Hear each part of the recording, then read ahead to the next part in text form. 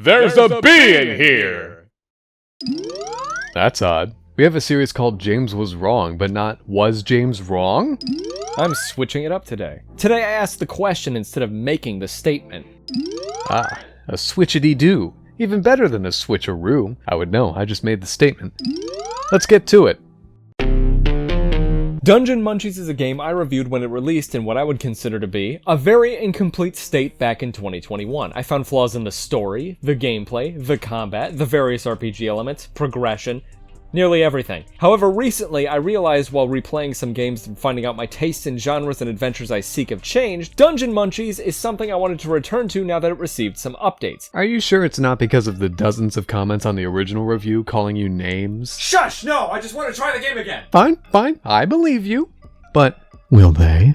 Nope! In Dungeon Munchies, you take control of a recently revived corpse who was unwillingly enlisted into an undead army led by the prolific necromancer, Simmer. She's a necromancer chef holding on by a thread who acts as your guide for your several ultimate tasks. You'll stumble, then dash through several very linear paths, ripping enemies into bite-sized pieces. Collecting those bits is how you make yourself stronger, improve your jumps and swimming abilities, and even forge weapons. While you collect and consume, a mysterious nature-controlling power attempts to stop Simmer, and by the transitive property, you from helping Simmer. I'm immediately alarmed at the appearance of the Crafting system! The antennae, legs, organs, and caps you collect all serve a singular purpose. Can't forget the treeness. To be crafted into dishes to grant extended abilities, or to make weapons so you can dismantle enemies faster. Each thing can be used in one or more recipes. After you cook up a dish, it'll sit in this stomach slot down here like a badge you just equipped. When you're done with it, just make yourself throw it up to make room for the thing you want to replace it with. Similar deal with weapons, except the throwing up part. Unfortunately, the rest areas are the only spots where you can change out dishes and weapons. Otherwise, you're stuck with that ineffective dagger for several very long, straight, boring hallways. Daggers aren't the problem. Some manometers when you select the wands are. Which reminds me,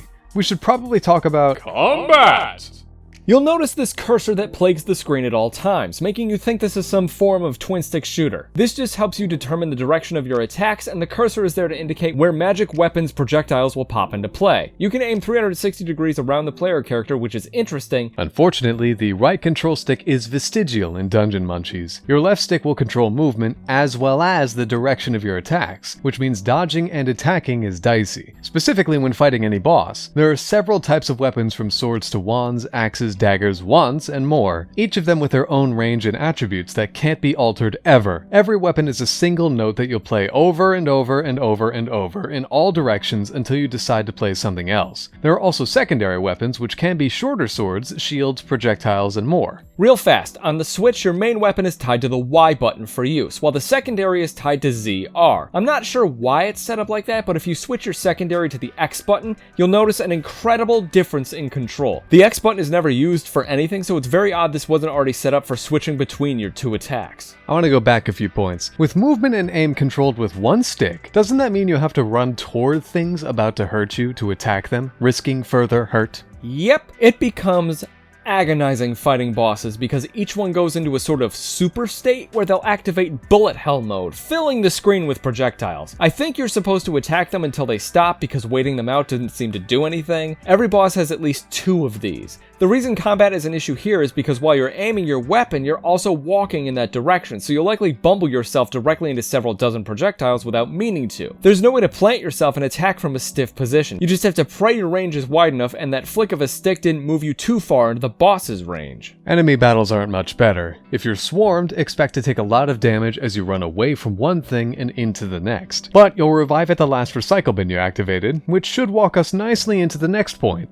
How's the gameplay? Linear and stagnant. Every level is very similar with different set dressing and placement of spike-like traps on walls and floors. Rarely will you find a hidden path, and even then it's just an extra recipe, then it's back on your merry way. At the beginning and end of each sewn together set of hallways, you'll find this doghouse shrine which will teleport you to any you've activated, this recycle bin which will be your point of respawn when you die to a boss, a place to cook new dishes to equip, a spot to build new weapons, and a smattering of different characters to talk to. As you fight things and pick up ingredients, as well as mash A through boring conversations, you'll pick up these white dots. They're your currency. Each recipe not only consumes collectibles, they cost dots. Adding them to your dot pile will also heal a point per dot collected, which is kind of nice in tight situations. One thing to note is that recipes sometimes add vital gameplay mechanics to the player. The first thing you cook gives you a double jump, something vital to actually making progress in this game. Shouldn't you be praising this game then? I would if it was permanent, but no, it's something you can vomit up. Fortunately, Dungeon Munchies eventually remembers this is a video game with platforming elements and invents permanent upgrades later on. The double jump, wall jump, dash, and in-air dash are among them, which really has me wondering why the temporary ones exist beyond taking up space in your limited capacity stomach. It's very confusing. Speaking of confusing,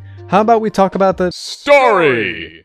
Am I always going to be interrupted? As I understand it, Dungeon Munchies is about Simmer, the necromancer chef, raising an undead army in an attempt to reach something called the Stargate. Simmer states the humans used it to leave Earth quite a while ago. Why she wants to get there? Not sure. How long has she been here? Unclear. Why is she teaching the player her recipes then? How does that help her reach the Stargate? I honestly could not tell you. My theory is that she has been trying to pass on her knowledge to zombies for a while, and you're just the first one to make it this far. She has a vested interest in helping you because she plans to inhabit the zombie as it leaves through the eventually activated Stargate in order to exact revenge on some type of father figure. But I honestly have no idea. As your body shambles down each linear pathway, you are sometimes stopped by the Lord of Nature and their minions as well. They're plant-based and will butt heads with Simmer's army and ideals, which is where you come in. You are, for some reason, the only one who can fight Simmer's enemies despite her army, and so you do, until of course you come face to face with the Lord of Nature themselves. Then you just kind of die a bunch, it looks like. Boy, you finished Night Rain, but you can't do this, huh? I'll be honest, I stopped replaying right here. I have several clips of me attempting this boss fight and dying even though I conquered most of its HP bar, several trials of the bullet hell screen filling attacks, and attempted to get it when it flew off screen unable to be touched. It made me realize something extremely important about this game.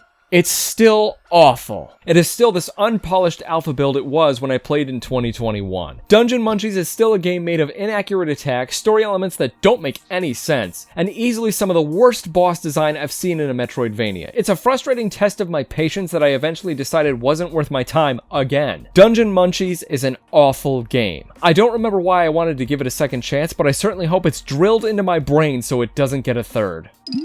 So James, were you wrong about Dungeon Munchies? No, in fact, Past Me was more correct about this game than most others. Time did not help this experience become fresher or more solid. I feel as though if compared to Metroidvanias that have come out since, this game is even worse than I remember it. But I have a whole 5-minute review you can watch if you want to hear everything wrong with Dungeon Munchies, and strangely, those points hold up. I don't think there's anything to salvage here. It really is one of the single worst Metroidvania experiences I've ever picked up twice. The concepts are fine, some characters are quirky for all of 5 seconds, but the game overall is just Pac-Man with an anime filter.